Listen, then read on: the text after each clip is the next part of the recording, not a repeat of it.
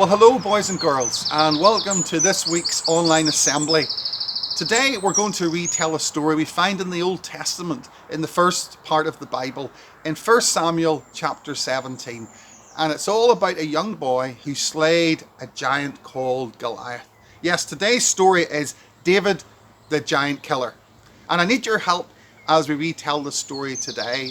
There's some words I want you to listen out for things to do, actions and sounds to make. The first word to listen out for is Goliath. And when I say Goliath's name, I want you to go boo, hiss. When I use the word fight, I want you to hold up your fists as if you're ready to fight. If I use the word gasp, I want you to take an intake of breath like this. If I use the word frightened, I want you to bite your nails as if you're really scared. Ooh. If I use the word David, I want you to clap and cheer. And finally, when I use the word crashed, I want you to clap your hands. So, here's the words. Let's see and hear those actions. Goliath, boo, hiss, fight, gasp, frightened, woo. David, hooray, crashed. Okay, here's the story. Listen out for the words. King Saul and the Israelites were at war with the Philistines. King Saul was a tall man, but Goliath, boo, hiss, the Philistine champion, was a giant, almost 9 feet tall. He wore a great bronze helmet, carried a huge spear, and had a very heavy shield. Every day, morning and night, for 40 days, Goliath, boo, hiss, walked up and down in front of the Israelite army. I dare one of you to come out and fight me, he roared. If he wins, we will be your slaves, but if I win, you will be our slaves.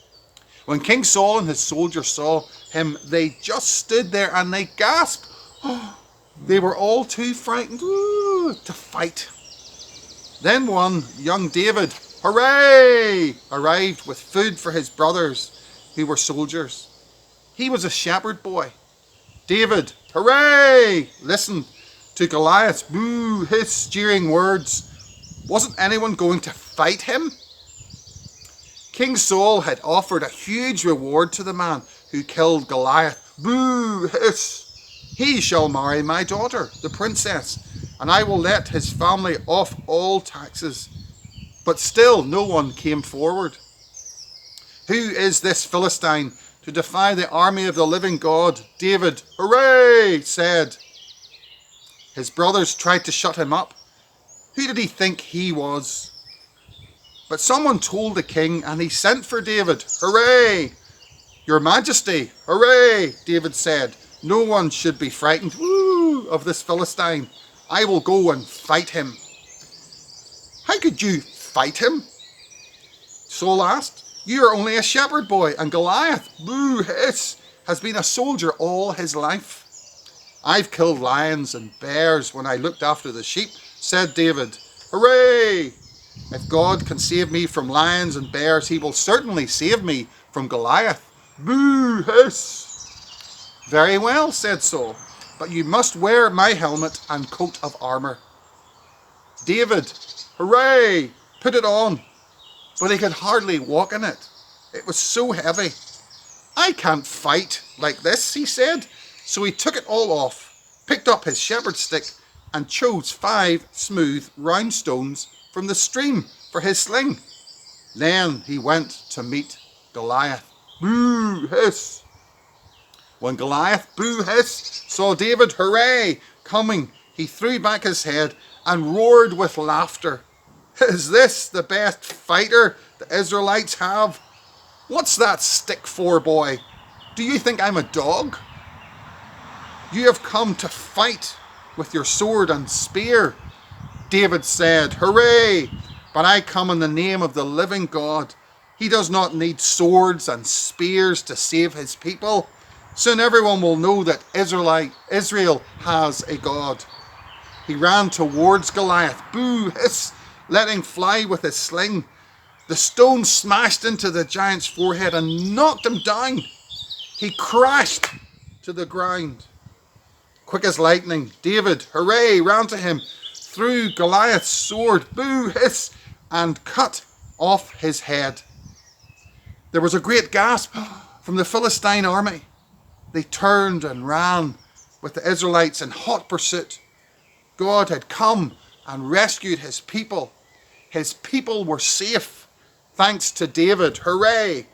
The shepherd boy who dared to trust God. Isn't that a marvelous story? When you think about this young shepherd boy who was able to defeat the great giant Goliath.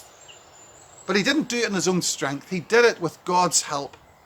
And there's a lesson for us today to trust God in all that we're doing, especially in these days when we're at home and we may be worried and concerned about family or friends, or we may be concerned about this virus and all that's going on around us in these days. The story of David reminds us no matter how big the problem may be, God has the answer and he wants us to trust in him. So I hope you'll be able to do that today and every day.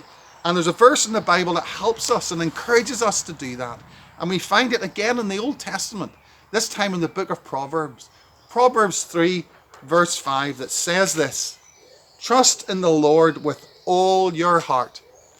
So just like the shepherd boy David who defeated the giant, I hope that you will trust in God too, and that you will know his help, his strength and his protection. Just remember Proverbs 3 verse 5. Trust in the Lord with all your heart.